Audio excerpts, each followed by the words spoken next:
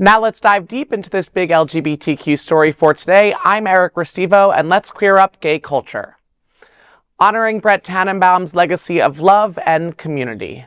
On Sunday, August 3rd, the LGBTQ community gathered at the Venue Fort Lauderdale to celebrate the life and legacy of Brett Tannenbaum, who passed away peacefully on July 30th at the age of 57. Born on December 13th, 1967 in Hollywood, Florida, Brett lived a life marked by bold decisions, unforgettable stories, and remarkable business accomplishments. His impact over the past 2 decades was felt most vividly through his work with the Venue Fort Lauderdale, a cornerstone of the local LGBTQ+ scene that Brett helped grow into a community treasure. He is survived by his beloved spouse of 22 years, Roby Tannenbaum, and his devoted brothers, Ross and Eric. Brett now rests near his cherished mother, Muriel. Those who knew Brett remember a man of vision, warmth, and humor. Together with Roby, he built not only a beautiful life, but also a legacy of generosity, supporting families, charities, and the wider Fort Lauderdale community. His absence will be felt deeply, and he will be missed entirely. Rest in peace and power, Brett. Wow, this is an honor and also extremely upsetting to read at the same time. We were just talking about how one of the last times we were both at the Venue, we were sharing a stage together, hosting Dancing with the Stars. Dancing with the Stars was the last time and then you were there, and then we did something together. We did for I think it was. I feel like it was Wilton Collect. Yeah, something. But it's.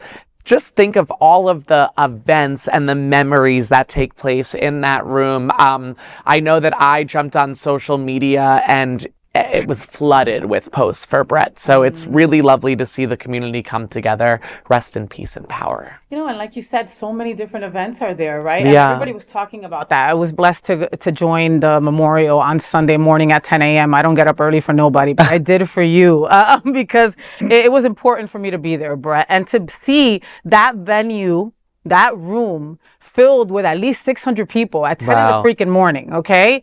Was just like, wow, this man really left an imprint on people, you know? And then my second thought was, oh, Brett would be so mad that we were all making such a fuss over him because like most people didn't even know he was the venue owner. He wasn't that kind of a guy that you just knew, you know? He made it a point to blend in. He wanted to, you know? Roby, his partner, is the more outgoing kind of like fun and sassy kind of guy, you know?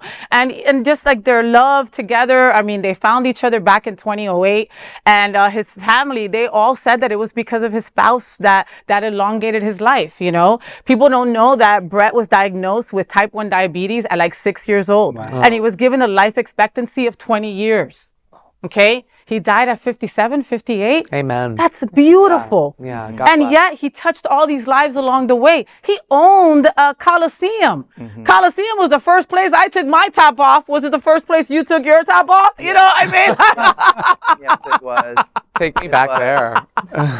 2003 Jamal. Yes, it was. You know, I mean. And it's been off since that day.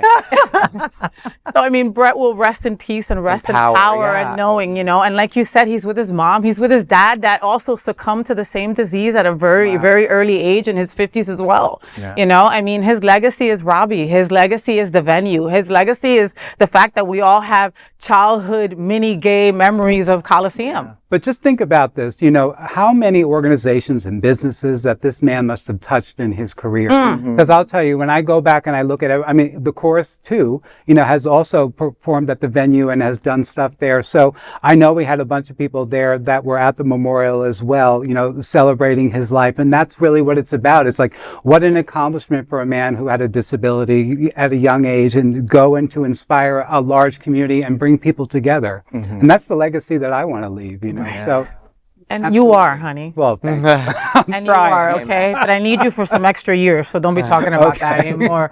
Gil, representative like this, important to our community? Absolutely important. Like I always like to say, the pillars of our community come from the individuals who are willing to not just give back to their community, but also are able to build something sustainable in their community. And obviously, we all know the venue. So frankly, he did a lot with his short life on earth, and he can definitely rest in power. I love that. Amen. And that is the big LGBTQ story for today. There is no other queer nonprofit media platform like this in the entire world. Support our LGBTQ stories by subscribing and sharing Queer News Tonight.